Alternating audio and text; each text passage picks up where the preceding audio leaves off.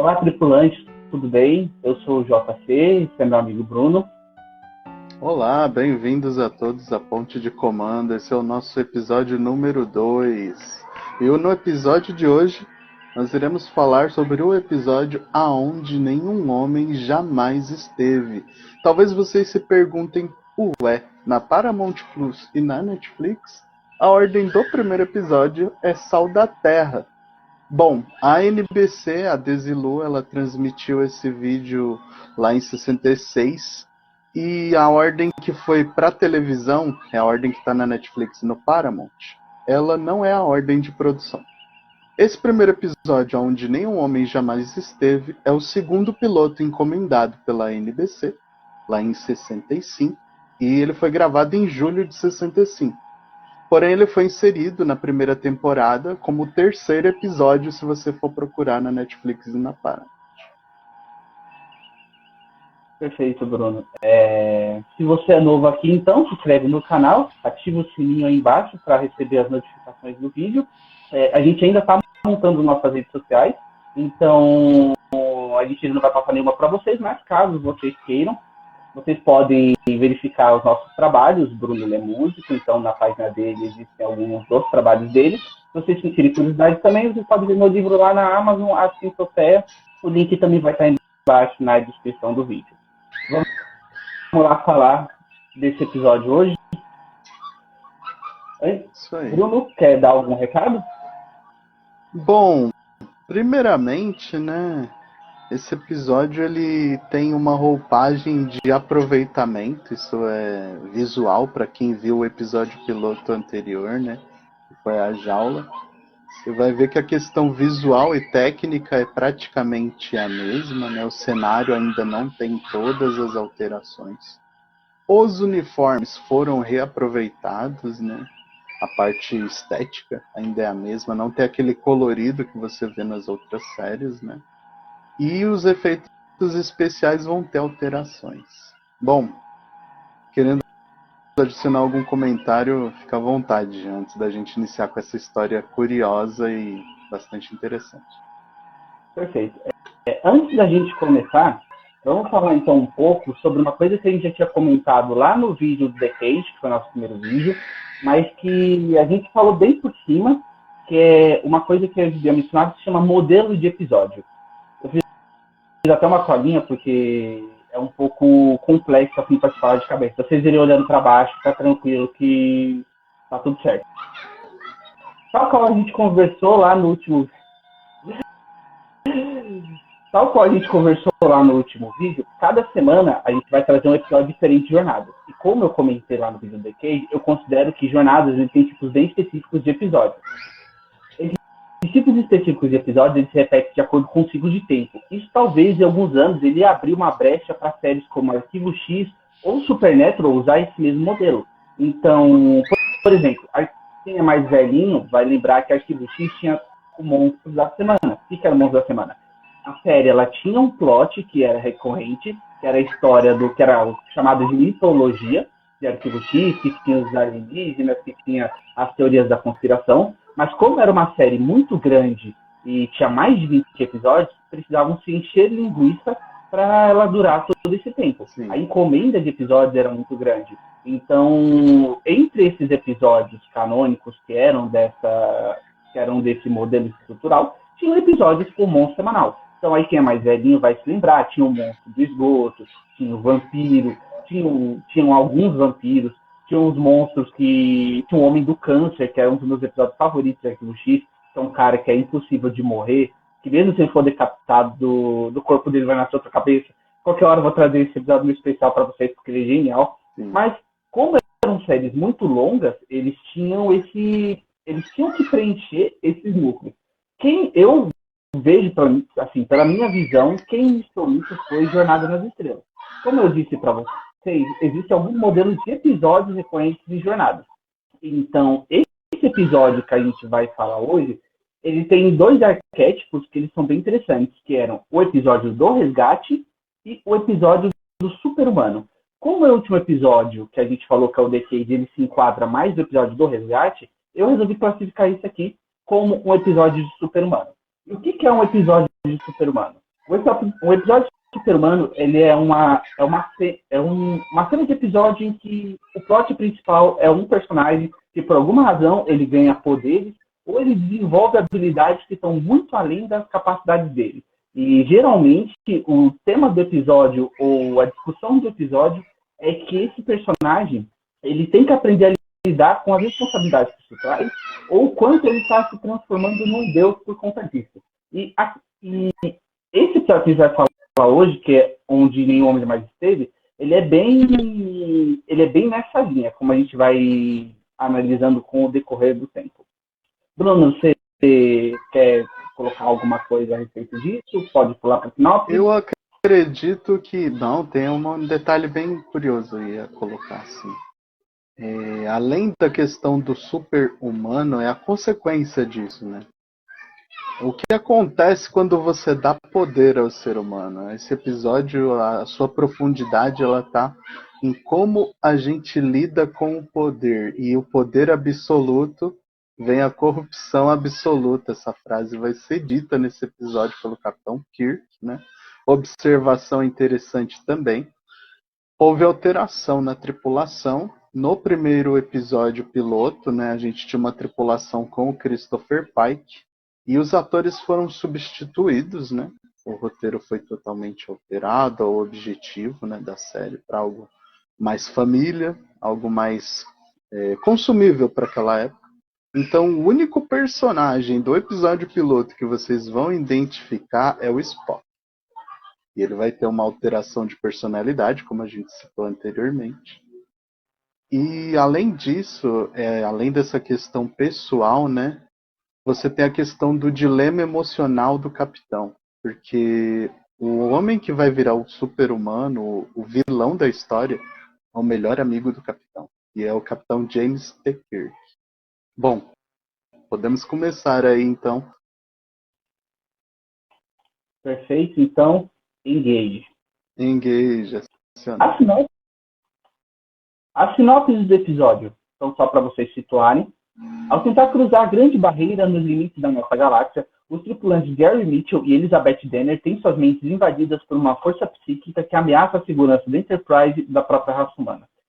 A sinopse é bem explicativa, não tem muito o que falar, mas a gente pode tirar bastante coisa aqui. Vamos começar então pelo primeiro ato, vamos montar uma estrutura de atos aqui. Então vamos começar pelo primeiro, que seria então a primeira cena, em que o Spock e o Kirk estão jogando xadrez tridimensional vulcano. Abre aspas.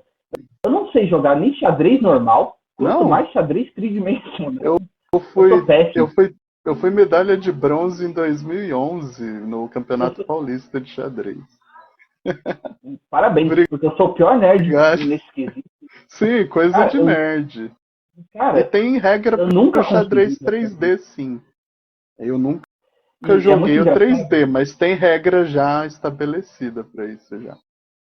Inclusive, tem um nome para esse xadrez 3D. Em The Big Bang Theory, quando eles jogam, eles falam o nome de xadrez tridimensional, só que eu não consegui encontrar, ou talvez eu não tenha me esforçado para procurar, mas o que eu entendo é que seria xadrez tridimensional vulcano. Eu não faço a menor ideia de como joga isso. Eu dei um olhar e ele jogar, isso já me dá dor de cabeça. Eu não faço a menor Ele tem um posicionamento diferente, né? Ele tem um posicionamento diferente do tradicional. O nosso objetivo aqui não vai ser dar aula de xadrez, relaxa. Mas, assim, pra gente que é apreciador do esporte, né? Que, caso vocês não saibam, xadrez também é um esporte. Né? Tem campeonato mundial, nacional. E é super badalado no mundo. Para quem é fã de xadrez, e assim, é um jogo de estratégia, pensamento, né? E de paciência. Às vezes, você está lidando com uma pessoa que ela tem um pensamento analítico muito rápido ou muito devagar. E essa cena do Kirk jogando com o Spock, ela demonstra um pouco sobre como eles são. Analíticos, pacientes, detalhistas. E o Spock vence o Kirk. E isso ele tem um pouco de metáfora.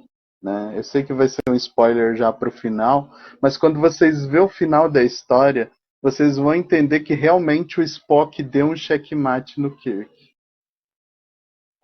Lembrando que esse vídeo, assim, deixa eu comentar no começo, mas lembrando que esse vídeo vai ter spoilers, só que você não pode culpar a gente, porque essa é uma série que já vai fazer 50 anos. Então, se você não assistiu Sim, até hoje, já tem corre mais de lá na sua televisão. 50, né? Já tem mais de 50. Então, spoilers estão liberados aqui. Com Minha certeza. primeira observação era sobre xadrez dimensional. De novo, não sei jogar, não me arrisco a aprender, porque isso ia me dar um derrame, mas vamos seguindo então. Tem um Aqui outro uma coisa ponto que é interessante. legal dessa disputa deles, é o comentário que o Spock faz sobre a origem dele, né? Que ele quer dizer que ele não é infalível quando ele fala que, mas a minha herança também tem sangue humano, né? E o Kirk, ele brinca com isso, fala, nossa, que pena que você tem essa sujeira. Né? Ele fala até uma palavra pesada, mas a gente entende que o significado ali foi um senso de humor sarcástico, em que o Kirk entende que ele não é infalível, né? E que todo ser humano é falível, nós temos falhas. Né? E isso vai fazer Exatamente. sentido nessa história. E aqui, nesse primeiro episódio, tal qual a gente comentou lá atrás, houve uma grande mudança. E eu não sei se vocês estão lembrados, lá no The Cage, a gente comentou que a Una, que era uma personagem que foi excluída depois, ela tinha essa questão dela não ser uma pessoa que tinha muitas emoções. Isso aqui foi transferido totalmente para o Spock. Agora você tem o Spock que a gente já conhece, que é o Spock sem emoções, completamente concentrado, com a mente no foco e puramente lógico. Vai me faltar aqui uma coisa que é muito interessante. Algumas coisas que eu peguei que são muito interessantes. Vamos falar então aqui. Tá. Existe uma diferença bem interessante aqui que eu acho que Jornadas nunca fez ou nunca achou que seria interessante, que é a diferença entre lógica e índole. Lógica e índole? Índole. É uma coisa assim que eu me peguei pensando quando eu achei esse episódio, porque os vulcanos, quando a gente vai avançando mais para frente, eles têm um certo preconceito com o humano, principalmente com os humanos, por conta deles serem criaturas bastante emocionais. Os humanos, eles são realmente criaturas bastante emocionais, só que o mesmo tipo de sentimento você não observa eles terem com outras culturas. Então, por exemplo, você não vai ver um vulcano falando com um Klingon, que ele é muito emocional. Você vai ver os vulcanos falando isso somente com os humanos. Mas até aí a gente pode ou pensar que isso é uma estrutura narrativa, porque os vulcanos eles têm mais relação com os humanos do que com outras raças, mas a gente pode também pensar que os vulcanos fazem uma distinção entre o que é ser emocional e entre a lógica e a índole. Eu falo isso porque uma vez eu comecei a construir um projeto de história, que seria uma história espacial. E para o desenvolvimento das minhas raças, eu coloquei que cada raça tinha um direcionamento. Então, por exemplo, você tinha uma raça que o direcionamento era basicamente a culinária. A doutrina deles era que a sociedade se desenvolvia através da culinária. E isso das melhores ou das piores formas que você puder imaginar. Tipo, os sujeitos mais honrados da culinária da melhor forma, os piores criminosos que usavam outros membros para poder fazer comida. Enfim. E aqui a gente pode enxergar que os vulcanos eles fazem basicamente a mesma coisa. A índole de um Klingon não é a ausência de lógica. Para um Klingon, a lógica dele é a guerra. Para um Ferengi, a lógica dele é a ganância, é o comércio. Mas os humanos não têm tipo um direcionamento. Tem um detalhe curioso sobre isso, Jean. É assim. Até tem direcionamento. Os vulcanos, eles olham para os humanos e eles veem uma coisa que eles conhecem, o passado deles. Mais para frente, na história de Star Trek, a gente vai descobrir que os humanos lembram muito como os vulcanos eram antes da lógica. Que eles retratam isso em vários episódios, até na série clássica. Que os vulcanos, eles escolheram o caminho da lógica para não se destruir. E nós humanos, hoje no presente, estamos nesse passo, né, de não se destruir, armas nucleares e destrutivas, né?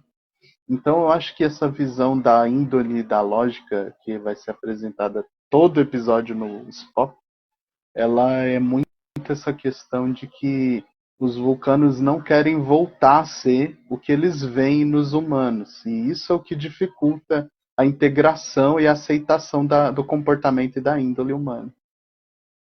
O que eu enxergo aqui, até tem, os humanos eles até têm uma questão de índole. O Picard fala em um dos episódios de Next Generation que o objetivo dos humanos hoje, na verdade, seria se aprimorar. Sim. Então, o que é bem, é uma pontada bem grande em Next Generation, o Picard fala isso, sendo que episódios depois eles enfrentam os Borg, né? Mas, enfim, isso aí vai ficar lá pra frente. Então, mas então, esse é um argumento que eu pensava que talvez a índole, os vulcanos fizessem essa distinção da índole, eles classificassem raças desse tipo, mas o que eu acredito também que seja só uma estrutura narrativa mesmo. Eu não acho que seja um preconceito somente com Nesse os humanos. Acho que é porque os episódio, que é um vulcanos. segundo piloto, sim, é uma narrativa, né? É algo que vai ser construído. Sim. E o próximo, assim, espero que vocês tenham entendido o ponto de vista. O próximo que eu acho que é interessante comentar também é que o Spock, tal qual a gente fala, ele o que comenta a respeito do Spock ter sangue, dos antepassados do Spock terem sangue humano. Então, o que eu entendo é que o Sarek, claro, o Sarek ainda não tinha sido. O Sarek é o pai do Spock, ele ainda não tinha sido concebido, não tinha sido desenvolvido. O que. Isso vai render umas discussões, mas, enfim, não desse episódio mais pra frente. Eu gosto do Sarek. Só acho que ele É um deveria ter sido mais personagem muito desenvolvido na série. fantástico, sabe? Ele é o tipo de. Como é um pai vulcano, literalmente. Para quem não sabe, o sangue humano do Spock, na verdade, vem da mãe. Que a mãe É, do Spock é humana, Amanda. não do Amanda, exatamente. Bruno quer ressaltar alguma coisa sobre isso? Bom, a partir desse instante, né, enquanto eles estavam numa sala de recreação da nave, né, olha que interessante, mudou um pouco já o padrão. No episódio piloto, a nave não tinha um espaço de recreação. Já nesse tem um espaço, um salão de recreação da tripulação. Porque é aquela coisa, hoje a gente vê as missões espaciais, né? E o espaço é precário, apertado para os astronautas e cosmonautas, enfim. Já na ficção, no futuro imaginário lá do século 23 do Gene Roddenberry, as naves terão conforto, terão cabines, camas, salas, até quadros, plantas e arte para a pessoa poder ter lazer e ócio, né? Ócio criativo. E isso é É uma apresentado cidade de nesse fato. episódio logo na primeira cena, é lazer no espaço. Isso é uma coisa curiosa. O sonho da NASA, né, o sonho das agências espaciais é dar conforto para os seus tripulantes, né, coisa que hoje no presente ainda não é possível. Isso entra em conflito com o que eu falei no episódio passado. Lembra que no episódio passado eu comentei que a Enterprise que aparecia na primeira versão, ela era mais ou menos uma Nostromo, ela era uma nave de Sim, serviço, eles estavam lá só de trabalho mesmo. Aqui não, aqui já muda, aqui ele já tem outro, aqui a nave ela aparenta ser maior e ele já tem algumas estruturas de convivência mais diferentes. sim, sim. Dessa cena, pode falar. A nave ela deixa de ser uma nave de serviço e passa a ser uma cidade, né? É uma Exatamente. cidade com 430 tripulantes, né? Cada um com a sua vida particular, atrelada ao serviço, né? Exatamente. Uma, uma das séries de jornadas que pega bem esse lado dessa questão da nave ser somente de serviço é a Enterprise. A Sim, Enterprise foi a primeira nave da classe a primeira Enterprise em si, e é muito interessante, quando chega lá vocês vão ver a gente comentar, que os personagens eles andam esbarrando um no outro nos corredores. Tem episódios o que os espaço é figurantes param curto. para o outro passar. O espaço é curto. E até tem um episódio que é um dos melhores, que é muito engraçado, que eles vão passar por uma nuvem de radiação e todo mundo precisa se acomodar em um dos motores da nave Para se e tipo, ficar todo mundo no proteger, eu espaço muito lembro apertado. disso. Exatamente, isso é ótimo. Alguém faz uma fogueira para fazer uma churrasqueira em cima do reator É, nuclear.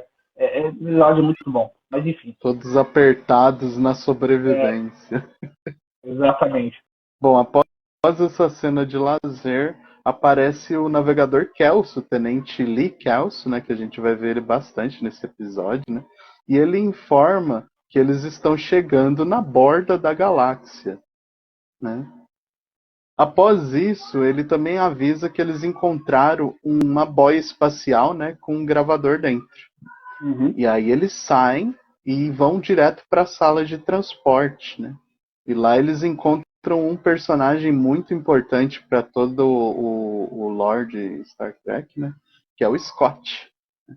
E eles teletransportam essa boia espacial que eles encontram. E lá eles encontram um gravador da USS Valiant, uma nave de 200 anos que havia desaparecido naquela região. Aí se você fizer a conta, poxa, eles estão em 2066, 2366, que esse é o ano estabelecido. E é 200 anos, então a boia é de 2166, que é mais ou menos na época que teria o seriado do Archer, né, do Enterprise.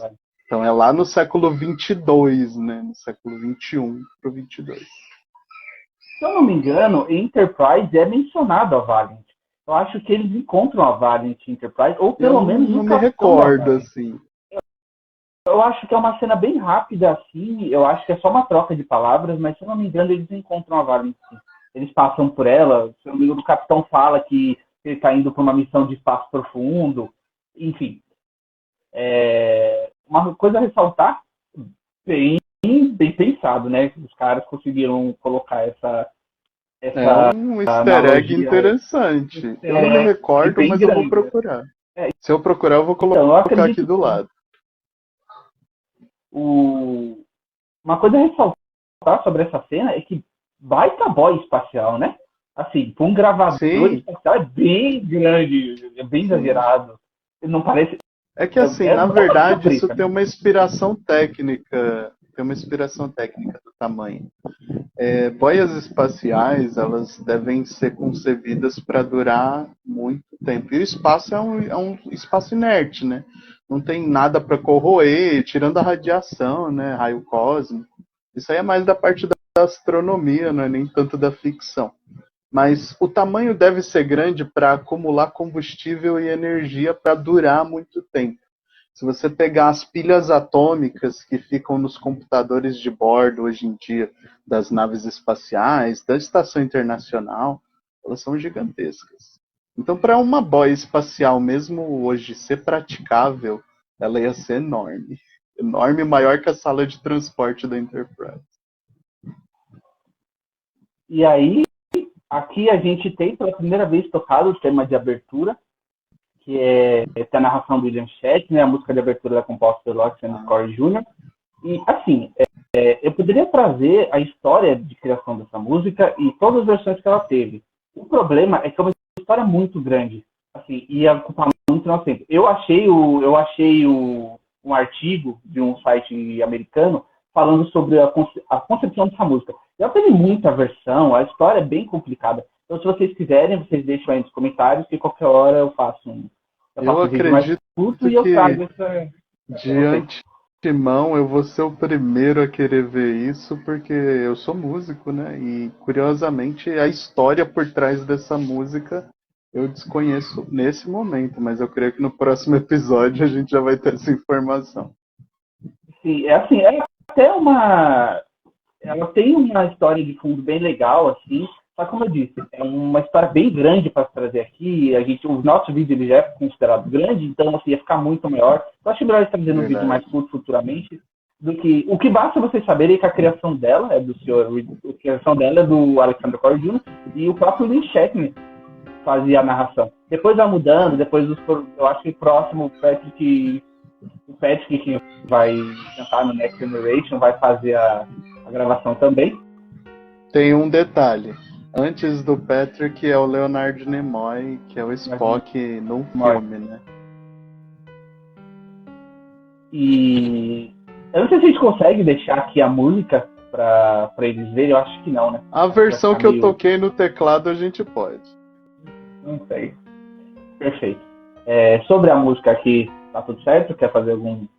Bom, tirando essa parte, após eles conseguirem ativar, né, a boia espacial dentro da sala de transporte, né, eles ligam o alerta, né, o Capitão Kirk ele manda a nave inteira ficar em alerta. Ainda não é alerta vermelho, né?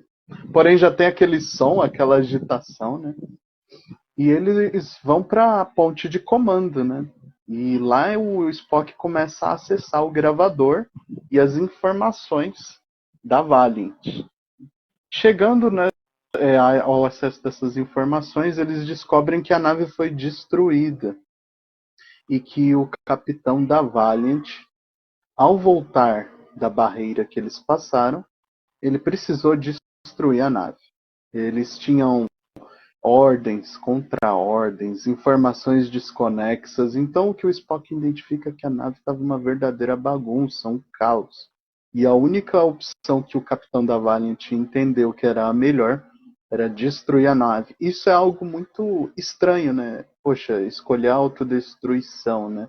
E isso deixa o Kirk muito preocupado. Porém, a missão deles era justamente investigar o que tem na borda da galáxia. E aí a gente encontra o que o Jean aqui chama de paredão da galáxia, né? A grande barreira, né, que a gente vai falar. Tem uma curiosidade técnica sobre essa parte, em que na remasterização eles fizeram um capricho muito grande, né, quanto a como mostrar a grande barreira, né? E os modelos, né, da própria nave, dos planetas, tudo foi repaginado, né, lá em 2009, né, e agora na versão em Blu-ray também, e as que tem no stream. Então, assim, se assiste hoje, não é a mesma sensação de quem assistiu lá nos anos 70 ou nas reprises 80 e 90. Mas vale ressaltar aqui, pessoal, que o que a gente vê hoje foi repaginado. Anos 70, lá no lançamento, a abertura, a nave, dava para você ver as cordinhas. Então, as coisas elas mudaram bastante. Aqui nessa cena da ponte, a gente ainda não tinha... Desculpa, eu costumo lembrar que Jornada, ela é um teatro na TV. Pode parecer estranho, mas a essência não é o visual, a essência é a profundidade da história. Você tem que dar uma licença poética, né, para se permitir mergulhar na história. Mas quando você entra nesse mundo, é uma experiência maravilhosa, né? Você sai de lá com alguma coisa, uma moral, né? Uma coisa que você vai agregar a você. E é isso que eu acho que é o mais legal de Star Trek. Aqui nessa cena, a gente não tinha Bones nem Uhura nesse episódio. Eu não encontrei em lore se eles não estavam porque eles estavam de férias ou se realmente eles não estavam. Eu acredito que os atores ainda não tinham sido contratados aqui ainda nessa altura. Então você pode imaginar que o Bones e a Uhura ainda simplesmente não tinham entrado na Enterprise. Uma observação aqui, muito interessante, vocês vão ver eu repetindo isso várias vezes durante a série clássica. Eu vou fazer sempre essa comparação. Que uma coisa que eu fico pensando, assim, vocês vão ver eu comentando isso várias vezes durante a temporada, é a falta de postura na ponte. A Janeway disse uma coisa uma vez, e eu achei que era frescura da Janeway, lá em Voyager. Ela disse o seguinte: os tripulantes de antigamente, das primeiras Enterprise, eles eram cowboys no espaço. Hoje, isso palavras da Janeway. Hoje, na Federação, seriam todos presos. E aí, eu fiquei observando uma cena desse episódio que faria o Picard e o Worf chutar o traseiro do Mitchell pelo espaço se encontrar ele fazendo aquilo. A forma como ele fala com a doutora, assim, é de um mau gosto, mas, pelo amor de Deus. Ele faz uma piada, ele chama ela de geladeira. Se o Picard tivesse na ponte essa hora, o Picard transportava ele para o espaço. Porque isso é uma coisa que eu nunca vi acontecer com o Picard. Assim, eu sei que congelador ambulante, ele chama ela, né?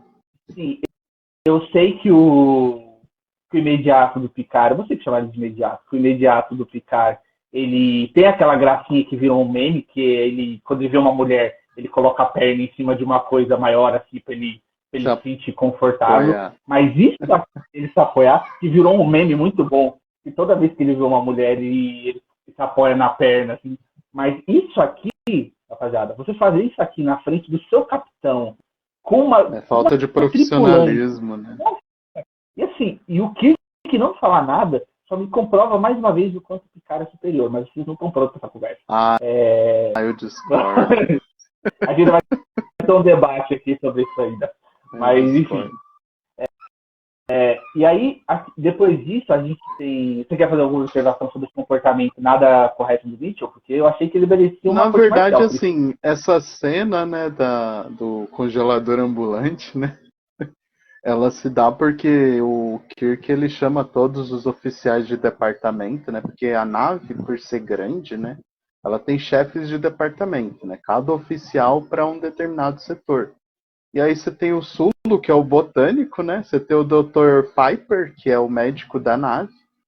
Você tem o Scott, que é o engenheiro. E você tem a doutora Denner, né? Que é a psiquiatra. E eles comentam que ela chegou na nave, né? A partir de uma colônia em Aldebaran, para poder ver como é que é a reação da tripulação em situações de emergência, né? Em crises, né? E isso tem a ver com o estudo para melhorar a condição de vida da tripulação e da frota estelar de modo geral.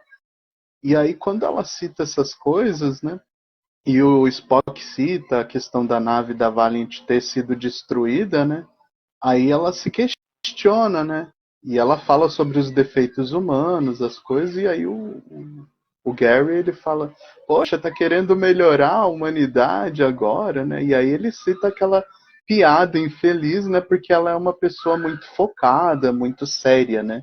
E claro, ela estava falando com o capitão da nave. E aí se dá essa piada infeliz. Após isso, o Capitão Kirk, ele manda traçar curso, né? Para a borda da galáxia. Uma coisa que eu queria falar é a respeito dessa caixa preta. E inclusive você falou sobre o paredão da galáxia.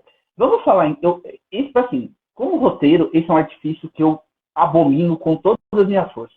De verdade, como escritor. Paredão da Galáxia, para mim, é uma ideia que devia ser completamente desconectada de Jornada nas Estrelas, porque não faz nenhum sentido. Com todo respeito ao cara que escreveu isso não faz... O Paredão da Galáxia não existe. E assim, aqui a gente está chamando de Paredão da Galáxia. Mas se eu não me engano, lá em Voyager, existe um Paredão da Galáxia, literal. Que a voz, se eu não me engano, eu vou até depois procurar o episódio e trago para deixar. É a expansão délfica? Não é a expansão délfica. É Paredão da Galáxia. Se eu não me engano, a voz bate em frente ao Paredão da Galáxia. Nossa, é uma ideia de jirico. E outra observação de paredão. Quando em Next Generation também tem um paredão que é o Kirk faz. Então acho que o Gene Roddenberry adora paredões da galáxia, né? Nessa questão lá em Next Generation, a gente ainda até pode considerar, porque era o Quill, acho que fazia. Era onipotente, né? Mas até aí, tipo, essa ideia é reaproveitada mais vezes do que deveria. Toda a série de jornada vai ser... Mano, expansão Delphi, acho que a expansão Delphi ainda dá uma considerada, porque a expansão Delphi ela foi depois do final de Enterprise, ela foi desfeita. Então, mas, assim, a maior parte dessas estruturas de Paredão da Galáxia é episódio fake. Porque eu não consigo conceber isso na minha cabeça. Gente, vamos lá. Detalhe, você chamou de episódio fake, mas esse é um bom episódio. Isso a gente concorda. É um bom episódio. Sim, é um bom episódio. Mas vamos lá. Uma coisa que eu ia comentar, eu acho que não preciso falar isso pra você, porque tá assistindo a gente, mas no Galáxia não tem como ter um paredão. Porque o universo está em constante expansão. E tudo bem, eu sei que você vai falar pra gente que vocês estão fazendo um review sobre homens numa nave espacial, por que não pode ter um paredão? É verdade. Não pode ter eu não tenho problemas com isso. Eu acho que assim...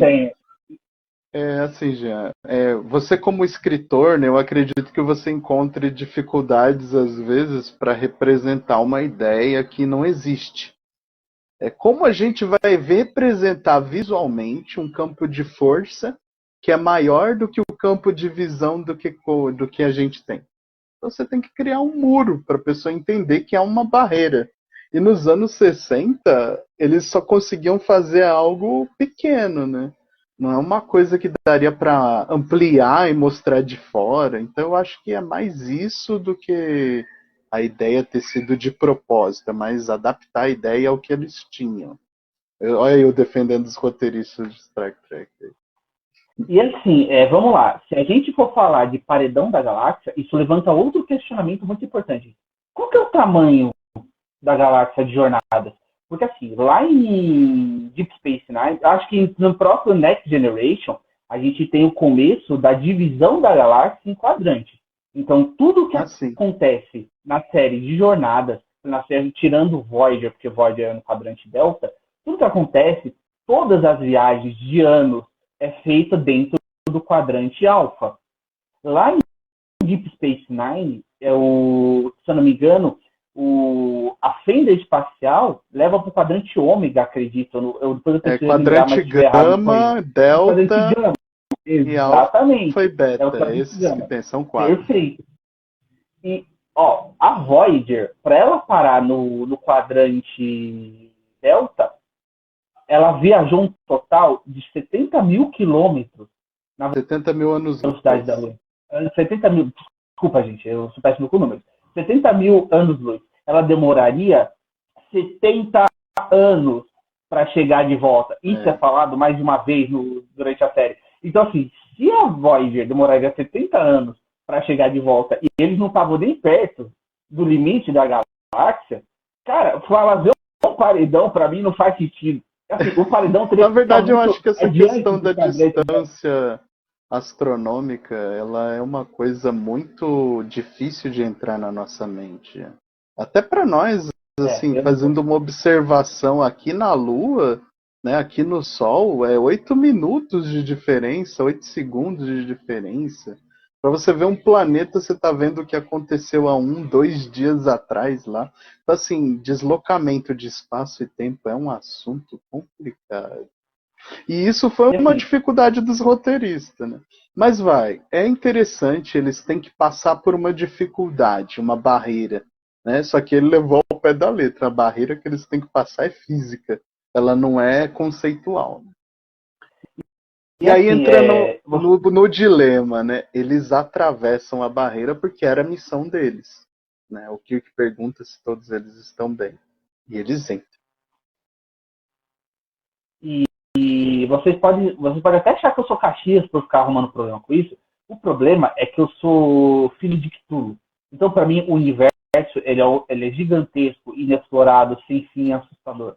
Então, eu sou filho de Alien, de Ridley Scott. Então, o universo ele é sombrio, frio, desolador. Então, falar para mim que o universo é um aquário é muito difícil de entrar na minha cabeça isso.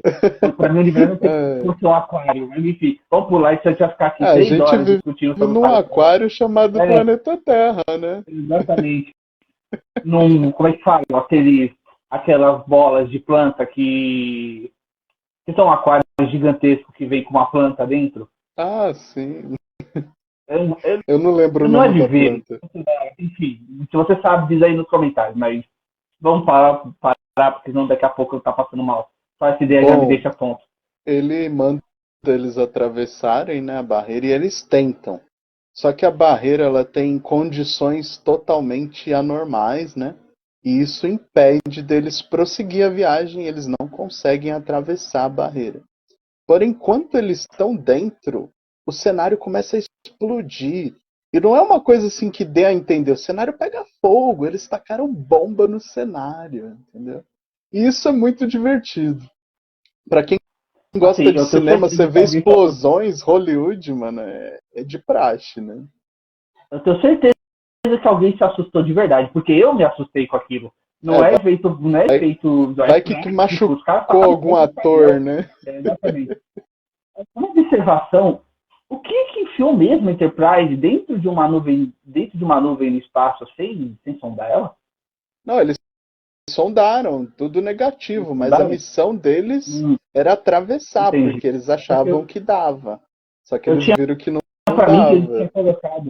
Eu tinha pra mim que eles colocaram a Enterprise dentro de uma nuvem no espaço e saber que ela era feita, mas acho que o Kirk não faria isso. Isso é mais coisa da Janeway lá pra frente. A Janeway tinha essas gracinhas. Então, quando eles estão lá dentro, eles passam por alguns fenômenos, né? E a gente vê um efeito especial que é tipo uma imagem negativa, cheia de raios, em cima de 2 tripulantes, que é o Gary Mitchell e a psiquiatra, a doutora Denner. E eles desmaiam. E aí, o navegador, sendo o Gary, ele cai no chão desmaiado por conta desse efeito. O Spock, ele corre para tentar tirar a nave. E isso eu achei legal. O Spock, ele sempre é o cara que toma atitude para salvar a nave. Ele tá sempre alerta para salvar. E aí ele vai lá e tira a nave sofrivelmente, né? E eles conseguem voltar para o espaço normal da galáxia novamente.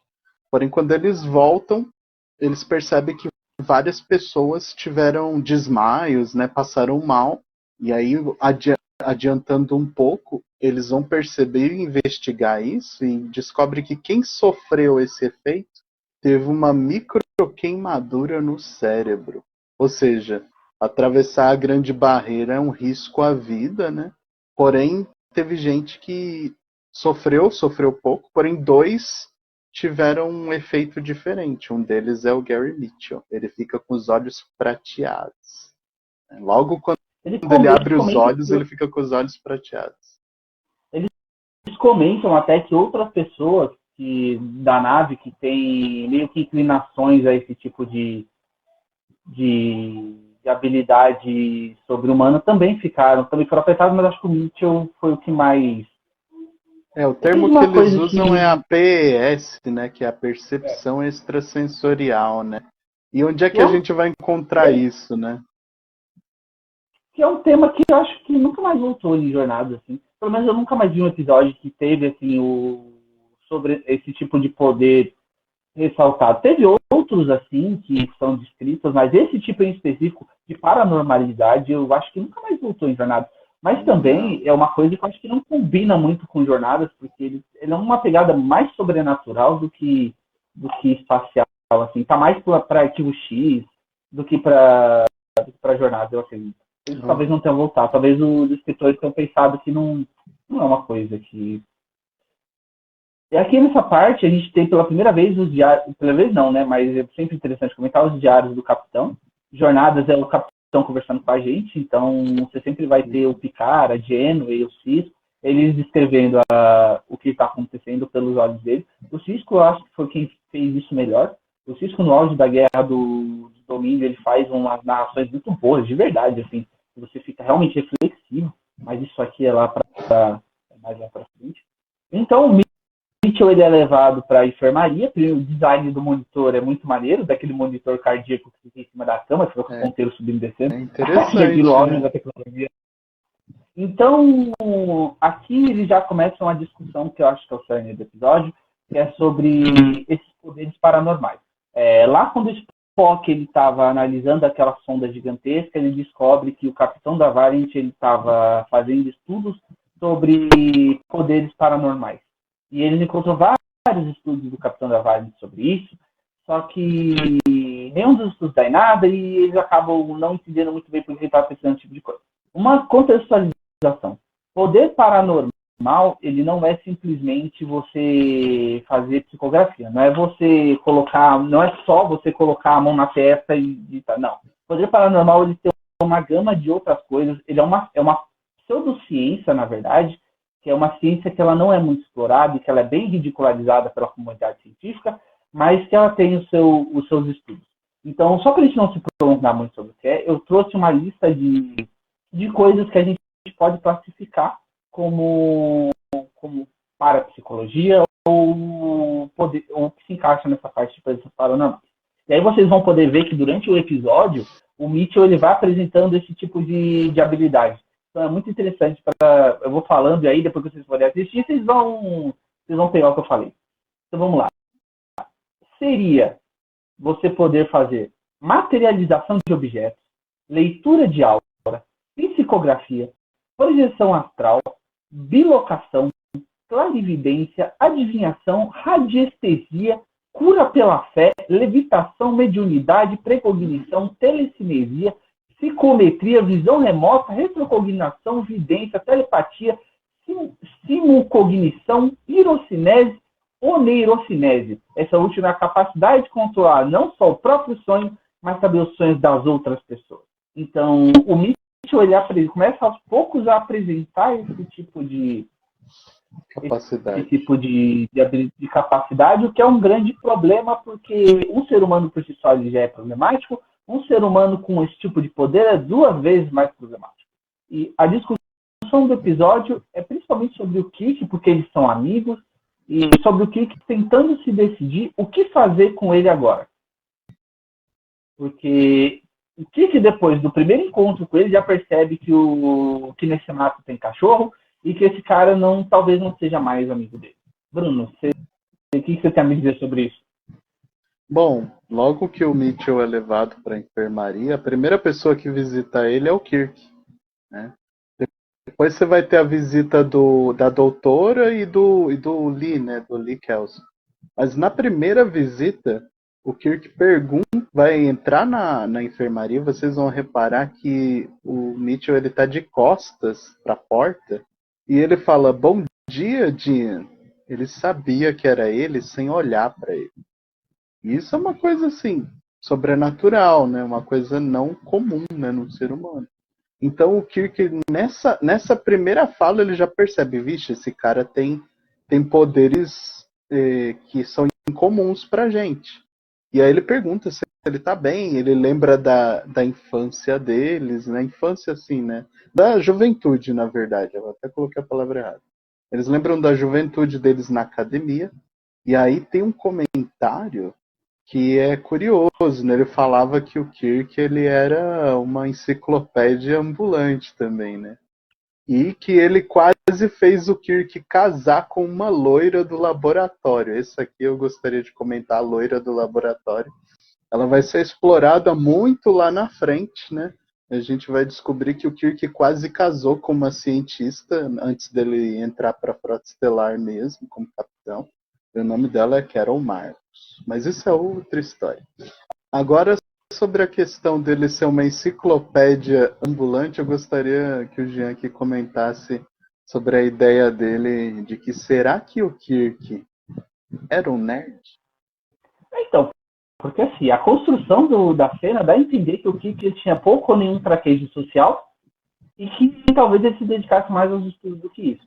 O Kirk ele fica surpreso quando o amigo fala que foi ele quem fez ele se casar. E o amigo é bem claro quando ele diz que foi ele quem empurrou o Kirk para estudante. Então, assim, eu não sei se... Eu entendo, mas eu não tenho a imagem do Kirk como um nerd. Eu tenho a imagem da Janeway como uma nerd. A Janeway era uma cientista. Eu tenho a imagem da Janeway de óculos, de espinha, andando pelos corredores da academia da frota. Mas o Kirk, assim, eu não consigo imaginar, não. O Kirk, para mim, parece... Tá para a frota o que o adolescente americano médio é para o jogo de futebol. Ele parece aquele tipo de adolescente americano que jogaria futebol na faculdade e que conseguiria entrar na faculdade por ter jogado futebol no ensino médio. Eu posso dizer uma coisa Eu posso dizer uma coisa sobre isso, Jean. No universo expandido de Star Trek existe uma publicação de um livro lá dos anos 90 aqui no Brasil que saiu, que o nome é Kobayashi Maru. E ele conta a história do Capitão Kirk na USS Farragut. Antes dele ser capitão, ele ainda era alferes, né? E lá mostra a parte dele na academia e mostra nele como alferes da Farragut. E assim, há uma mudança. Durante a terceira temporada de Jornada, a gente vai descobrir que o Kirk ele tem uma situação drástica que mexe com ele, né? E essa situação drástica mudou a personalidade dele, né? Então, antes disso, se você pegar pelo universo expandido, sim, o Kirk ele era uma pessoa muito centradinha, muito focada, e ele era um cara muito dedicado, tanto que ele conseguiu ser o primeiro capitão da Frota Estelar mais jovem. Ele conseguiu pegar a Enterprise com 35, coisa que não era normal. E é interessante porque o Kirk, ele é um cara focado, ele era um cara focado, que acabou meio que virando o capitão de uma maneira diferente. O Picard não era um cara focado, mas que ficou focado para virar capitão. A história do Picard, então, é um episódio muito legal de Next Generation, que o Picard ele revê a vida dele como se ele tivesse feito coisas diferentes. E aí lá ele, para quem não sabe, o Picard ele toma uma facada no coração, tanto que o coração dele é artificial. E aí ele descobre as linhas alternativas do tempo em que ele não tomou a facada e não perdeu os amigos dele. É o processo inverso. E o Picard é o processo inverso. O Picard era mó pentelho. E ele acaba virando o capitão centrado. O Kirk era o capitão, era um adolescente centrado e acabou virando o capitão. Foi um processo inverso. Mas ainda assim, eu só imagino a Janeway como a nerd da calibração. Nossa, ela tem muito cara de nerd, assim, de quem andava com óculos de aro grosso e não conversava com ninguém e ficava só na dela. E não é cientista, então, antipático. Bom, cara, tem cara, bem aqueles nerds que a gente conhece. Né? Dando prosseguimento a essa parte desse ato, né? Antes do Kirk ir embora, o Gary ele fala uma coisa muito curiosa e desafiadora, e aí a gente percebe que a personalidade dele está mudada. Você tem que me tratar bem agora, Jim. Ele fala isso pro capitão. E aí o capitão dá as costas e vai embora. E isso aí tira muito do dilema do Kirk, porque assim, poxa, esse cara é meu amigo há anos, é alguém que eu trabalhei por décadas do meu lado, participou da minha vida pessoal e agora ele tá virando um inimigo que eu tenho que enfrentar. Isso cai de novo naquela coisa que a gente citou do Capitão Pike, de que o dever vem primeiro e os problemas pessoais são deixados de lado, né? E quando o Kirk sai da enfermaria, ele vai para a ponte novamente. E lá o Spock mostra para ele o visor da enfermaria, vendo o Gary lendo a biblioteca inteira da nave.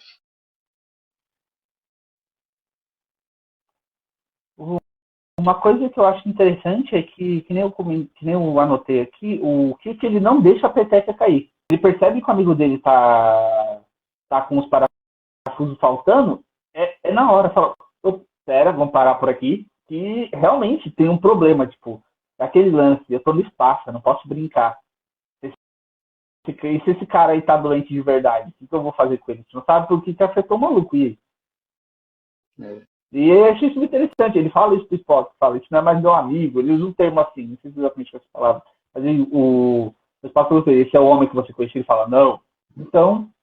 Ele fala isso quando eles vê ele lendo a biblioteca. E aí ele fala pra ele, esse é o Gary Mitchell que você conhecia. Então é muito delicado a situação do Kirk como ser humano, né?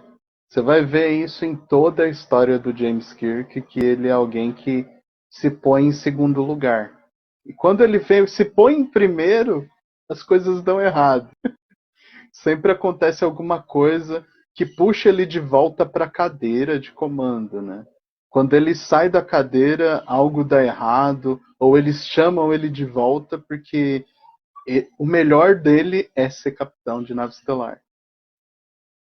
E isso é uma coisa interessante, pessoal, porque até lá na frente, lá no filme Star Trek Generations, porque tem o filme Star Trek Generations, que é a verdadeira resolução entre aspas, porque tem uns comentários bem interessantes ultimamente a respeito do futuro do personagem, mas lá atrás, que seria a conclusão definitiva dele, ele tem esse mesmo dilema, tipo, ele virou almirante. Pô, ele acha que é um saco, ele não quer ser almirante, assim, no começo é legal, beleza, mas ele não quer, e tanto que isso que o Bruno falou, tipo, quando ele sai da cadeira, alguma coisa dá errado. Bom, após eles se questionarem sobre quem é esse Gary que está com tantas habilidades, né, e está começando a fazer gracinhas, né? Ele começa a ler as coisas, ele percebe que está sendo vigiado, né? Que nesse take ele olha para a câmera, então ele dá a entender que eu sei que vocês estão me olhando. E aí pula isso, o Kirk ele dá uma ordem muito difícil. Coloquem 2 guardas de vigia na enfermaria e mandem examiná-lo de todas as formas. E aí a cena muda. E aí vai para a visita da doutora Denner, que é a psiquiatra, e ela vai fazer uma avaliação dele. Chegando lá, ele começa a demonstrar os poderes dele abertamente para ela. Ele demonstra que pode ler os pensamentos, ele demonstra que pode manipular a tecnologia, E aí ele brinca com a vida e a morte. Ele literalmente morre por 20 segundos e volta. Isso a gente vê no visor e ela também avalia. Fala, você teve morto. E aí ele volta e aí muda. A cara dele de afeto muda para uma cara de maldade. Bem vil mesmo. Você não sentiu nada, ele questiona. Você não tem nenhum poder mesmo? Você tem certeza? Então, isso é uma coisa muito sutil. Mas está na cara que esse Gary viu que se transformou. Ele não quer que ninguém seja superior a ele. E se tivesse alguém que tivesse poderes como ele iria combater essa pessoa. A doutora aqui, eu só ressaltar para vocês, não entra numa lista daqueles personagens de jornadas que eu não acho que sejam nada profissionais, tá? Vamos ter outros que vão aparecer pra frente, mas a doutora aqui, meu Deus, cara, que... Ela é Harley Quinn. Ela é Harley Quinn.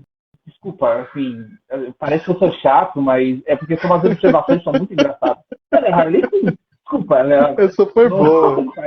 Ela é Harley Quinn, tipo, ela é formada em psicologia e ela precisa cuidar de um paciente, e o paciente obviamente tem problemas de cabeça, e ela começa aos poucos a ficar encantada. Ela cria um afeto por ele, começa a defender os pontos de vista dele, né? Cara, nossa, essa colocação foi interessante. O Gary é o Coringa e ela é a Arlequina. Ela é Arlequina antes de existir a Arlequina. 40 anos antes de criar a Arlequina, ela já tinha a Arlequina lá em Jornadas, enfim. Nossa, bom, essa foi muito boa. Essa tirada foi interessante. Mas a questão aí, a gente começa a perceber que o Gary, ele tem maldade ampliada. E aí cai naquela questão. Quando você amplia tudo em um ser humano, o lado negativo dele também amplia. E eu, particularmente, em algumas conversas, eu costumo citar essa questão de bem e mal, que é o impacto. Quanto de impacto uma ação boa tem? Se eu fizer uma coisa boa para você, Jean, quanto que ela vai fazer de impacto nas outras? Quase nada. Vai ser só para mim e para você. Eu que estou fazendo e você que vai estar recebendo a boa ação. Agora, se eu fizer uma coisa ruim, nossa, aí vai afetar você, afetar as pessoas que estão com você, afetar seu desempenho, o resultado, que afeta o resultado de outros. Então, eu sempre costumo dizer que o impacto do bem, ele é localizado. Já o impacto do mal, ele é amplificado, ele é maximizado. Entendeu? Então, o Gary, ele tem esse impacto negativo maximizado na personalidade dele. E esse é o problema. Ele não pediu isso, mas é isso que aconteceu com ele. E após esse encontro, né, dele questionar ela, eles vão para a sala de reuniões. E aí, na sala de reuniões, eles discutem o que fazer com ele. E, obviamente, a doutora está muito deslumbrada. Não pode matar ele, porque ele é o futuro da raça humana. Sim. Discussões à parte disso aí, né? Mas a ética aí, ele disso, não chega. Né? Mas, assim, que tem outras pessoas na nave, para ela não tem nenhum problema. O negócio é com ele, enfim. Mas eu entendo, assim, o que ela quis, acho que é parte do estudo dela, e ele é o ápice do estudo dela, fica meio óbvio, assim, que ele é o ápice de tudo que ela estudou, sobre ele ser um ser humano livre de amarras, ele pode desenvolver habilidades, fazer o que ele quiser. Ele é um novo degrau na profissão dela, enfim. Na evolução e na profissão dela também, porque agora ela vai ter uma biblioteca inteira para encher de livros dela, só estudando aquele cara. Mas, enfim, eles não chegam a uma conclusão que eu falei com ele, e aí tem a cena do Spock conversando com o Kirk sobre as decisões a serem tomadas. Por quê? Porque aí eu sou Team Spock. Porque você tem uma nave cheia de gente e você precisa, e você tem acho que o Zulu faz uma conta, um cálculo bem bolado que diz que os poderes do Mitchell estão se desenvolvendo muito rápido. Se eles não pararem isso, o Mitchell vai acabar se transformando em alguém poderoso demais para ser controlado. Eles não tem meio que uma... na verdade, nem ele sabe explicar o que ele vai se transformar. Ele só tá desenvolvendo poderes muito rápido. Eu imagino que ele ia se transformar na Fênix Negra. Porque, assim, fazendo uma comparação bem básica, ele ia se transformar na Jean Grey Fênix Negra. Ele ia conseguir fazer tudo o que ele quisesse. Mais forte que isso, só o Kill. Mas o Kill ainda não tinha sido criado. Talvez concebido. ele não tinha sido concebido aí, enfim. E aí o Spock fala das opções dele pro que falou, olha, meu amigo, ou você mata ele, ou você pensa em outro plano. O outro plano é que existe uma refinaria de minério num planeta, que é totalmente automatizada. Segundo eu entendi, naves só passam por lá para recolher minério de 25 anos. Mas é o seguinte, convida o cara para um chá, deixa ele lá fora, sobe na nave, acelera e vai embora. Essa é basicamente a decisão. Ou você convida o cara para um chá, quando ele virar de costas, você pega o canhão phaser, modo letal e transforma ele em poeira. E claro, tem um comentário que ele sobre não... isso. Assim, Pode mandar. quando eles estão nesse questionamento dos poderes, a gente esqueceu de mencionar uma coisa curiosa. O terceiro visitante na enfermaria foi o Kelso. E o Kelso, ele tá comentando que ele estava mexendo nos propulsores, né? E aí o Gary, ele fala, cara, tem um defeito, corre lá, né? E ele dispensa ele bruscamente, mal educado. E o Kelso fala isso pro Kirk na reunião, ó, ele falou pra mim e realmente o defeito estava lá. E aí eles entram nessa questão do poder dele tá ampliando demais, né? O Scott citando que ele brinca com os controles da nave, o que torna isso perigoso. E aí eles chegam nessa conclusão, se a gente deixar ele aqui, ele vai ter controle da gente, controle da nave e controle das nossas vidas. Então é uma situação insustentável. E aí o Spock fala dessa questão de ter só duas alternativas. Ou exila, ou destrói enquanto você pode. É isso que ele fala. Mate-o enquanto você pode. E aí o Kirk, ele se apoia na mesa, né? Ele manda todo mundo embora, só fica o Spock. E aí ele fala, será que você pode fingir que tem um pingo de coração? Né? De novo a gente bate na tecla que o Vulcano, ele não expressa as emoções, ele a tem. A gente vai ver no final do episódio isso. O Spock, ele vai expressar emoção, mas é um momento só. Mas assim, ele fala, finge que você tem coração, finge que você tem sentimento. Né? E aí ele fala, não, o que eu conheço é a lógica. E se você não fizer isso, ele vai destruir a gente. Aí o Kirk manda eles ir para Delta Vega, né? E aí ele desiste de tentar salvá-lo porque ele vê que não tem o que fazer, né? E aí eles vão tentar sedá-lo. Quando ele chega de novo na enfermaria, o Spock já tá armado. E mostra a cena do copinho, né, dele levitando, eu tenho sede. E aí o copinho vem até ele, né? É um efeito especial até interessante, né? A gente percebe um capricho aí, né, do copo levitando, né? Coisa difícil, né, pra época, né, de fazer. Hoje a gente tem a CGI, na época a coisa era em cordinhas transparentes mesmo, né? É. E aí o Gary, ele resiste. Ele resiste, ele questiona o Kirk, ele resiste. Porém, eles conseguem. E aí eles chegam em Delta Vega. Eu acho engraçado comentar que quando ele é sedado, na verdade, para eles descerem para Delta Vega, eles precisam sedar o cara. E ele faz essa sedação, porém, o cara continua de pé. Eu não sei se isso foi de propósito, porque ele era muito poderoso e ele não cai mesmo estando sedado. Mas quando ele sobe no transporte, o cara continua de pé. Eu vou entender que eram os poderes dele. É um zumbi. Eu vou ativar minha suspeição da descrença sobre isso aí. São coisas que a gente perdoa em jornada, né, cara? E é muito legal porque lá em Delta Vega eles têm duas missões. Como lá durante o Paredão da Galáxia eles tiveram um piripaque na nave, então eles precisam recolher peças para a nave, para consertar o painel que eles explodiram durante as filmagens, e eles precisam também prender o cara lá. Tanto que tem uma cena muito boa que eles estão conversando e um dos personagens fala por quê? Que ó, eu já armeios explosivos, então se ele tentar alguma coisa, a gente explode o vale inteiro. Ou seja, assim, eu não sei muito qual que é a autonomia, eu não sei como funciona a lógica da frota. Só que eu acho que o conselho da frota não ia achar muito legal se o Kirk explodisse uma estação de pesquisa que com certeza tipo, tem uma funcionalidade muito grande. Assim, eu não sei se a explicação. Ó, com todo respeito, o Picard já foi levado à corte marcial por muito menos que isso aí, viu? Mas aí são Sim, cowboys. mas eu tenho uma Espaço, né? explicação para isso, na verdade. Existe algo na cultura militar, né, que no estudo da estratégia militar, que é assim, gente. A gente tem controle de danos.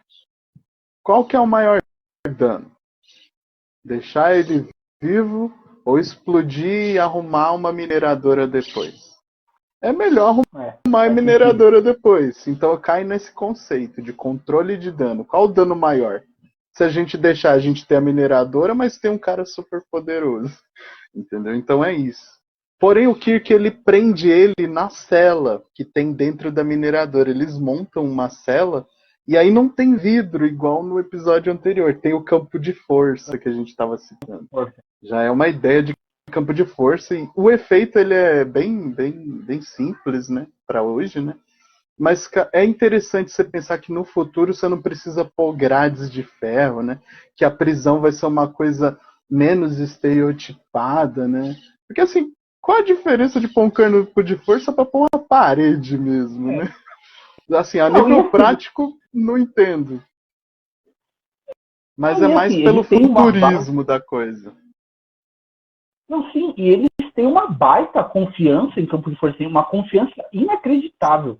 Lá Sim. em Star Trek Picard, tem uma cena na terceira temporada que dá a entender que o vidro frontal da nave não é vidro, que é um campo de força. Então, assim, você está voando pelo espaço com uma nave que está literalmente aberta, eles têm que ter uma confiança muito grande na tecnologia deles. Muito grande, assim. Eu já superei o preconceito que eu tinha com o transporte, porque eu também achava que eles são muito corajosos para usar o transporte. Mas aí, o transporte isso tudo cabe bem. Questionamento científico, né? Que quem desce é realmente quem estava no teletransporte ou é uma cópia? Então, aí vai ter discussão sobre isso lá na frente. Mas lá em Voyager dá a entender que sim, que são as mesmas pessoas. Tanto que eles falam que, na verdade, é porque assim, tem um conceito muito interessante. Para isso a gente tem que entender o que é um sintetizador.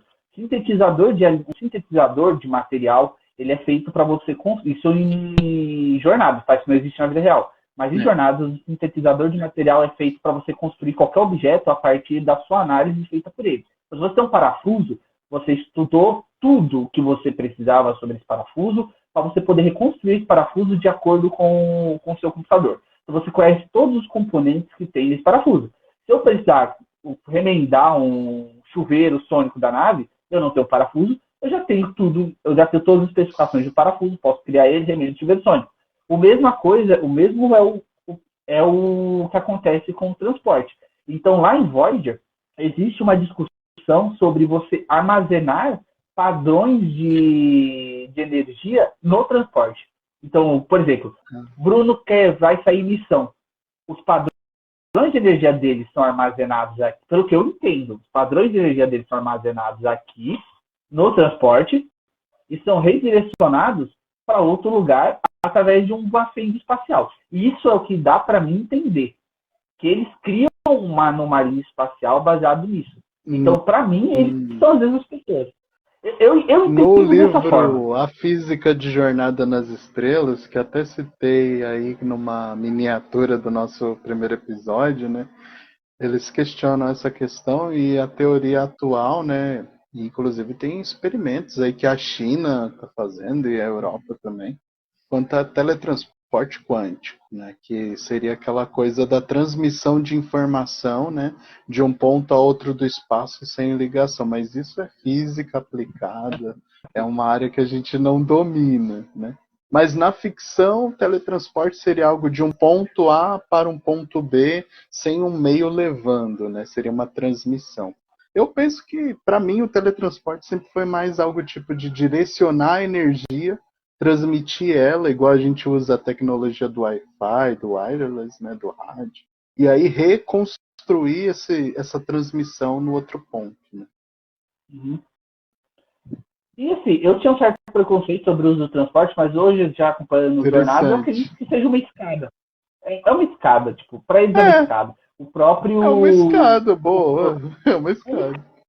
É uma escada. O próprio engenheiro do Picard fala que existem mais. Fala com o Barclay que existem mais de 300 anos de estudo sobre a segurança do transporte. Então, assim, se os caras estudaram o bagulho por 300 anos e os riscos e os acidentes foram mínimos, não é uma coisa que a gente tem que questionar. Né? A mesma coisa com a janelona da Enterprise. Se aquilo for um campo de força, eu vou rezar para eles para a bateria não acabar, né? Porque isso vai todo muito fácil. Enfim. Mas voltando à cena principal, né? Eles estão com o Gary preso, né? E aí ele, de novo, ele apela para o psicológico do Kirk. E ele fala de uma situação do passado em que ele tomou uma seta na frente do Kirk, no lugar dele, né? E ele salva a vida dele. Ele fala, cara, eu já salvei a sua vida. Por que você tem medo de mim? E aí o Kirk ele fala, você tentou matar a gente, tentou controlar a minha nave, resistiu. E aí os argumentos são bons. E aí o Gary ele fala que ele vai esmagar todos eles, ele fica furioso. E aí ele parte para um ataque e ele bate em cima do campo de força. E aí ele desmaia e enfraquece. Ou seja, Gary não é invencível. Ele é falível e pode ser enfraquecido. Ele não é onipotente. E aí, nesse caso, aqui já está no terceiro ato, já está para acabar. Aqui todo o grande plot do episódio já está sendo aos poucos resolvido. Uma coisa que eu ia comentar, qual que é a função do Lee? Um pouco ele é um tenente engenheiro, né? Mas ele também fica como navegador, é uma coisa um pouco solta.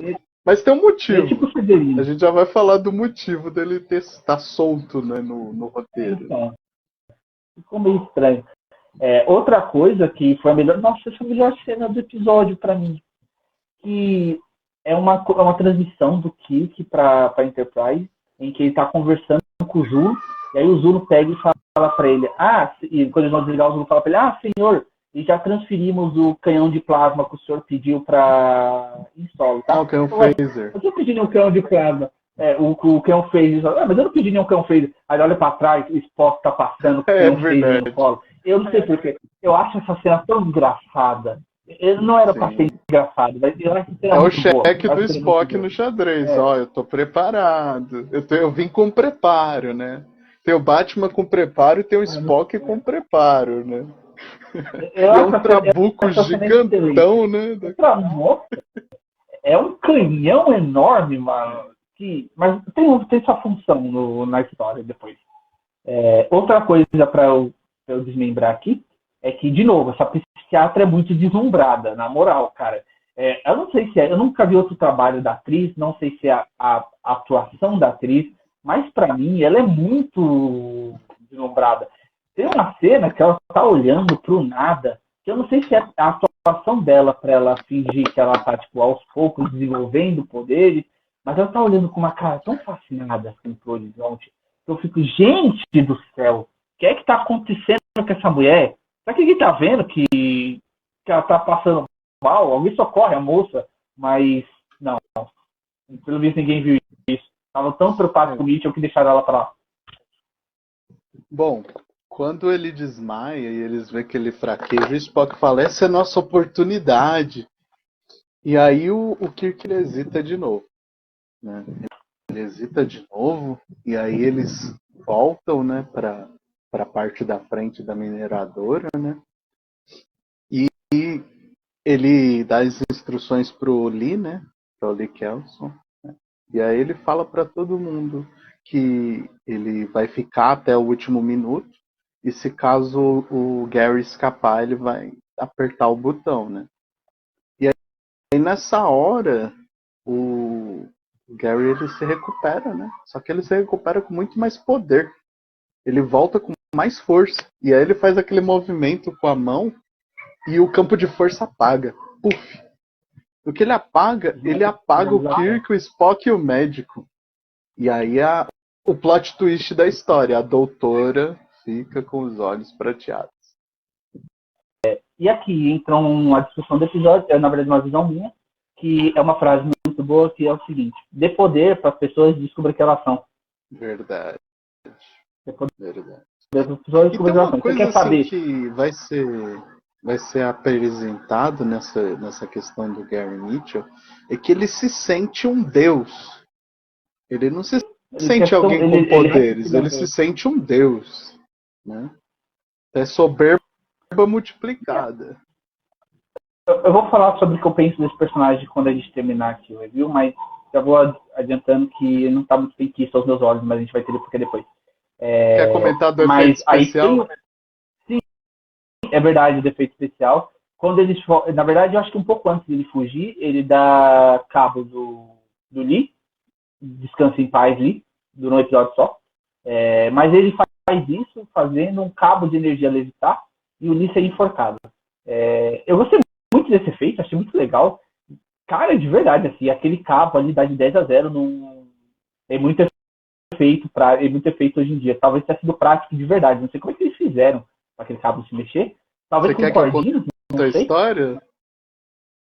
Quer falar? Só aí.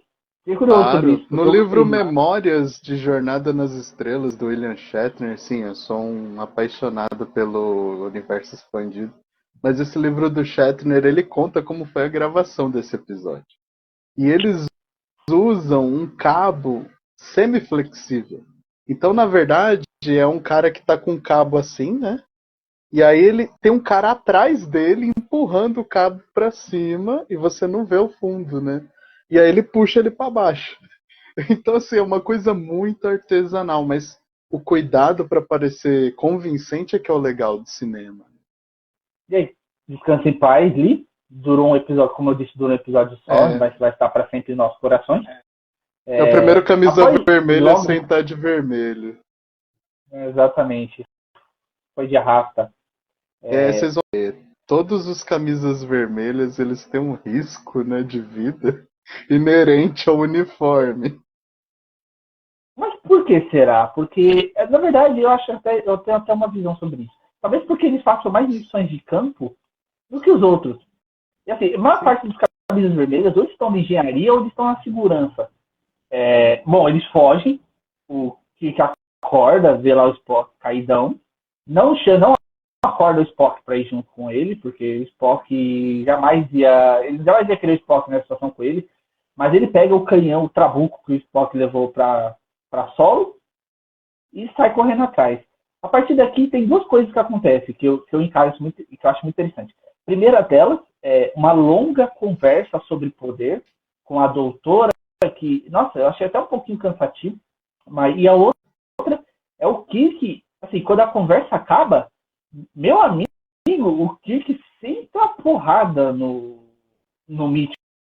Tem todo um desenvolvimento para o Mitchell perder os poderes dele, o discurso no jutsu, mas, meu amigo, eles sentam soco. Eles rolam. Assim, eu tenho minhas dúvidas se o William Shatner e o ator do Mitchell, deixa eu ver se eu acho que eu tô com o nome dele anotado aqui. O Gary Lockwood, se eles não tinham realmente uma treta pessoal. Porque, nossa, eles rolam na Terra, eu tenho certeza que aquela briga foi de verdade. Se não foi de verdade, eles tinham alguma coisa um contra o outro. Porque meu colega, ele senta o braço de verdade. Pode falar. Eu tenho uma observação sobre o Lockwood que eu acho muito legal a gente falar aqui. Ele participou de um filme depois desse episódio que é muito famoso, que é Odisseia no Espaço. Ele é o protagonista de Odisseia no Espaço, né? Mas eu gostei dessa questão da violência do episódio, assim, nessa parte, que é uma coisa rara em Jornada, né? A gente vê ele sentar a porrada dura mesmo, geralmente são coisas mais encenadas, mas essa briga, esse Kirk-Fu foi bem executado. E assim, a gente está falando assim, parece que nos padrões de hoje, de John Wick, não é nada. Mas pra época, assim, que foi lançado, meu amigo, ele debrulha o cara no soco, de verdade. É impressionante. Ele rasga a camisa. Assim, só assistindo pra vocês terem uma lugar que ele é. É dramático. Tem uma coisa legal nessa cena, nesse ato, na verdade, antes da luta física, né? O Kirk, ele tenta usar o rifle phaser no Gary. Não adianta, ele já não morre. E aí o rifle ele estoura a parede, estoura a pedra, mas ele não destrói o Gary. Né? Que ele, com o seu poder, consegue bloquear os efeitos. E o Gary, ele faz o Kirk ficar de joelhos. Ele fala, agora você vai me adorar. E aí, quando o Kirk tá pra morrer, e questiona, resistindo a ele demonstra na prática pra doutora que o Gary perdeu a humanidade. Ele fala, seja psiquiatra pelo menos uma vez mais. É isso que você quer. Então, assim, o Kirk, ele tá ali como a última alternativa para impedir que aquilo destrua a humanidade, né? Que depois a gente vai conhecer como a Federação de Planetas. Né? Porque se o Gary tem sucesso ali, ele ia pegar qualquer mundo e usar como ele cita. Eu quero um mundo para usar. Né? Então, assim, esse dilema do poder, né? Tem até uma coisa aqui que eu citei, deixa eu pegar aqui. Gary, a moralidade é para os homens, ele cita. E aí o Kirk, e depois reze por uma morte rápida. Olha as frases que ele coloca. E aí o Kirk fala, poder absoluto, corrupção absoluta. E aí a doutora Denner, ela se convence, não, o Kirk tá certo. E aí tem algo que é legal na literatura, né, a gente vê isso, que é a redenção do caído. É raro um fã de Star Trek citar Star Wars, porém eu acho que nesse caso a doutora Denner é o Darth Vader. Ela se torna um vilão, porém ela volta pro lado positivo no último instante, entendeu? Então é a redenção do caído, a doutora Denner. E ela faz isso de lutar com o Gary, e ela morre no processo. Ela vai ter umas feridas mortais. E aí sim ela consegue enfraquecer ele. E o Kirk usa o rifle phaser em cima das pedras, selando, esmagando ele, e ele morre. Tem um detalhe curioso nesse episódio, só para fechar essa ideia, é que na lápide está escrito James R. Kirk. É um frame muito rápido, né? Mas tem uma explicação. No livro do Memórias, o Shatner ele explica que o primeiro nome do Capitão Kirk era para ser James Roy Kirk. Porém, aí depois eles preferiram uma coisa mais poderosa, imponente, aí colocaram o nome do Imperador Tibério. Então ficou de James Tiberius Kirk. Porém, no filme, na gravação, eles não alteraram a lápide, ficou R mesmo. Uma coisa interessante aqui é que o Mitchell ele cava uma cova pro Kirk, ele prepara todo o funeral pro Kirk lá, ele prepara uma cova. Mas bem psicopata. Um psicopata completo, ele coringou ali. Só que quem acaba na cova é ele. Ou então seja... ele cavou a própria cova. Sim. Ele cavou a própria cova. Ele foi tão longe com os poderes dele que ele acabou se destruindo. E é aquele lance de você tem poder demais e você tem que saber usar. Qual o tipo? Você vai cavar seu buraco. Na discussão da Denner com o Kirk, ele fala para ela, ele vai ter sabedoria para usar esses poderes, né? Na primeira vez que ele tenta convencer ela, ele fala isso. E aí tem uma coisa que é curiosa de Jornada, que é a questão da Guerra Fria mesmo. Né? Os Estados Unidos, nos anos 60 e nos anos 70, ele teve um aumento do seu arsenal nuclear absurdo. E eu acredito que o Gene e o roteirista desse episódio, eles escolheram essa ideia para justamente questionar a questão do excesso de poder bélico. Porque o Gary, ele é como se fosse uma potência.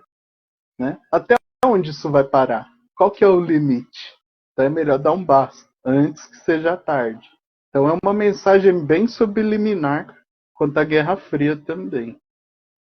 o final não tem muito o que dizer. Acho que Gary foi de arrasto também. E o episódio termina até de uma forma termina de uma forma bem interessante.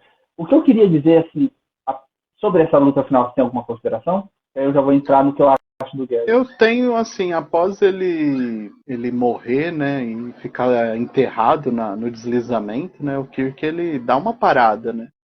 Então, assim, embora seja rápido, ele dá uma parada e durante a briga teve um momento em que o Gary, ele tava fraco e ele ia pegar uma pedra e esmagar a cabeça dele. E aí, quando ele faz isso, ele fala, me perdoe, meu amigo. Então é uma cena assim, poxa, que merda, né? O cara tem que matar o amigo dele porque não tem escolha. Então isso é muito reforçado, né? Esse dilema humano do Kirk, né?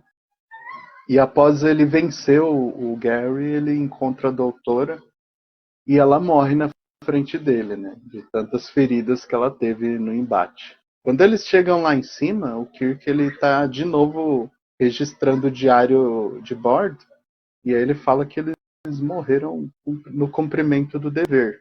E ele cita, eles não pediram isso, então eles morreram no cumprimento do dever. Isso é uma honra à amizade dele, né? Uma honra ao trabalho deles, né? Como pessoas, antes de deixarem de sua humanidade, né?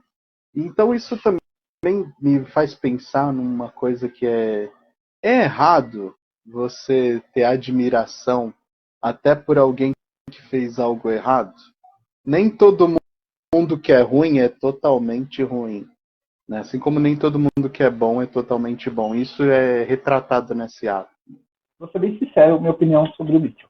Desde o começo do episódio, eu tenho a impressão de que o Mitchell é um personagem que ele, assim, esquece que a gente está falando de uma série. Pensa nisso como uma situação, pensa nisso como lore, como uma situação corriqueira.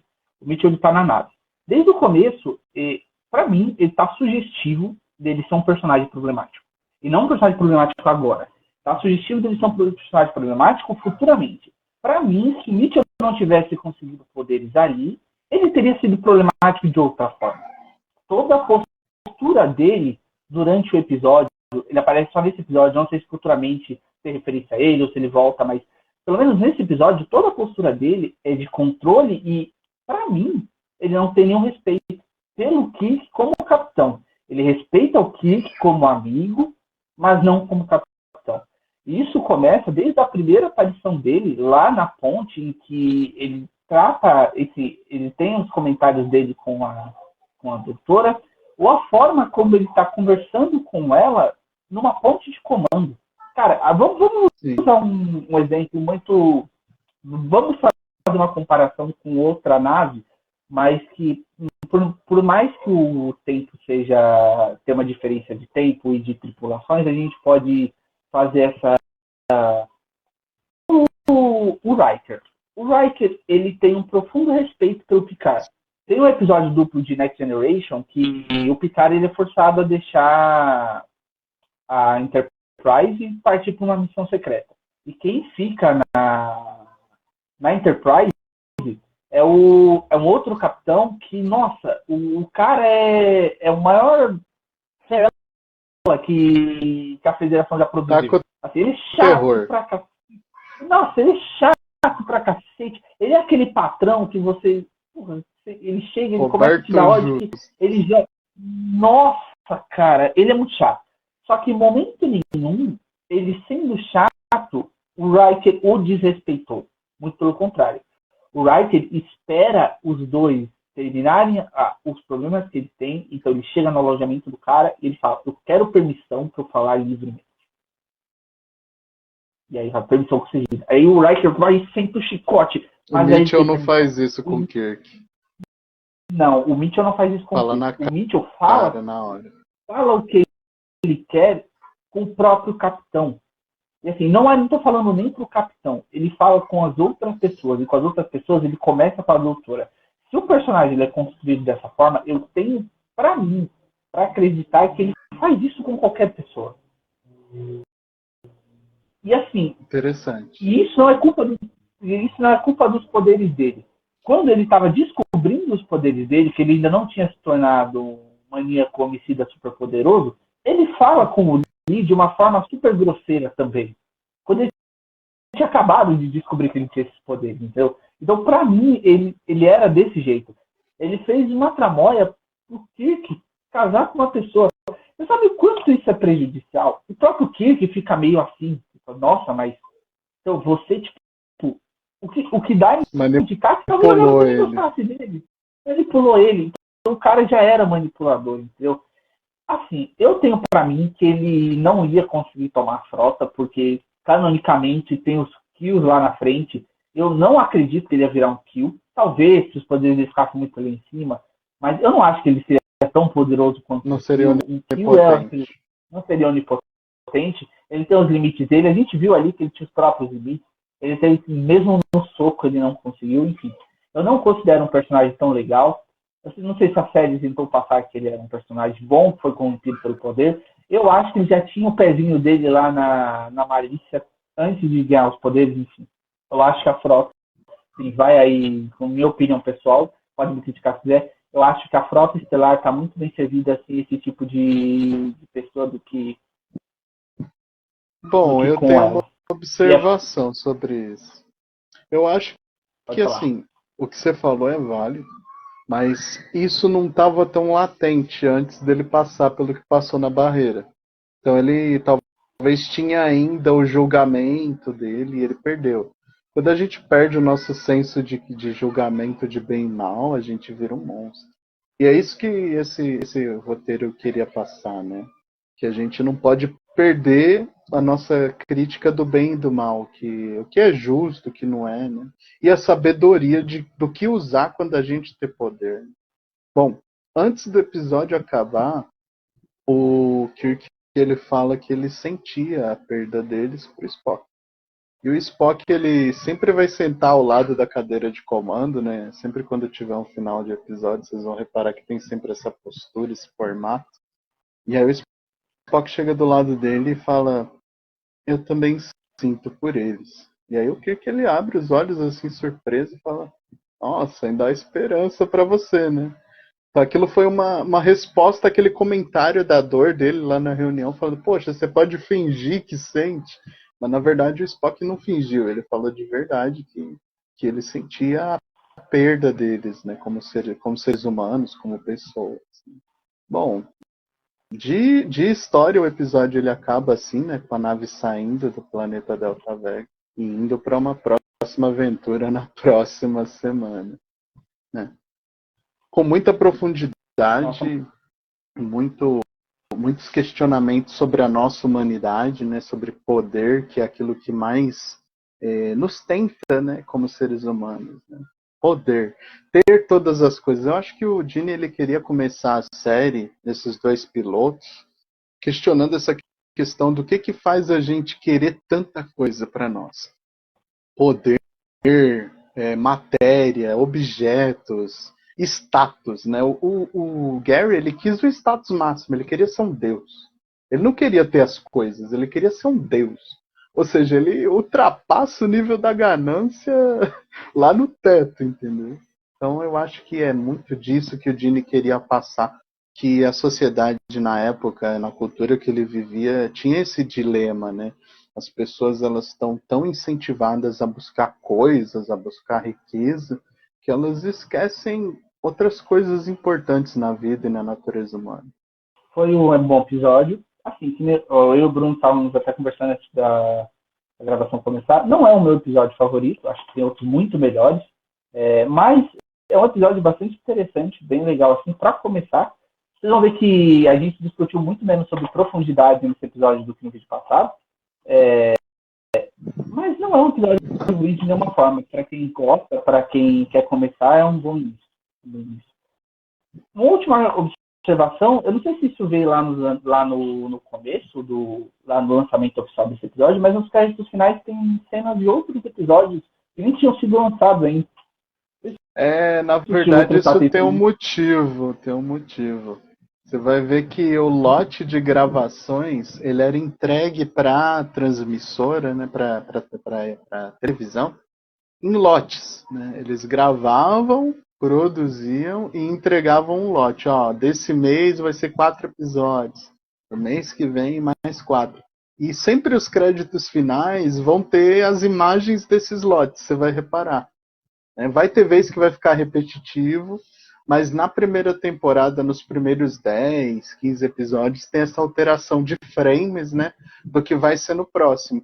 E, assim, hoje em dia, na transmissão atual que a gente tem do streaming, a gente não tem o in the next week, na próxima semana. No vídeo original da TV tinha isso, né? Eu ainda não consegui encontrar uma fonte que mostre esse The Next Week, né? Mas tinha isso em todos os episódios de Jornada. Então a pessoa sabia, a próxima história tinha um trailerzinho, né? De 30, 40 segundos para a pessoa ficar com vontade de ligar naquele dia, naquele horário para assistir. Bom, dando considerações finais? A minha consideração final é: se vocês gostaram deste vídeo, dessa nossa avaliação desse segundo piloto, por favor, comentem, né? Participem, interajam. Se vocês tiverem sugestões, nós estamos abertos a recebê-las aqui nos comentários também. Em breve nós teremos canais de comunicação mais acessíveis para você nas plataformas digitais. E curtam, compartilham, divulguem, e agradecemos aqui a presença de cada um de vocês assistindo esse trabalho conosco. Muito obrigado. Agradecer também quem ficou até o final, agradeço a participação, deixem aí nos comentários o que vocês acharam, se vocês gostam desse episódio, por que o Paredão da Galáxia é uma ideia ruim, com certeza. Coloca aí qual episódio vocês estão mais ansiosos para ver. Uma coisa antes de ir. A nota desse episódio, qual a sua nota? De 0 a 10? Cara, eu vou dar um 7 ou 8 para esse episódio. Não, uma nota boa, uma nota boa. Eu dou um 7, é um 7 cravado. Começou bem, é um episódio charmoso, né, como o pessoal costuma dizer. Mas vai ter coisa muito melhor lá pra frente. Os únicos episódios que eu acho que vão para menos de 5, pessoal, estão lá em Voyager. Lá em Voyager tem episódio assim que é 2, que é 3. Mas aí, lá pra frente... Eu não sei se na outra, acho que Deep Space Nine tem alguns com o Dr. Bashir também que são nota 2, mas aí lá pra frente, lá, por enquanto a gente ainda tá no 7 ou 8 ainda. Bom, Bruno, eu agradeço. É isso aí, gente. Tudo de bom e até o próximo episódio. Tchau.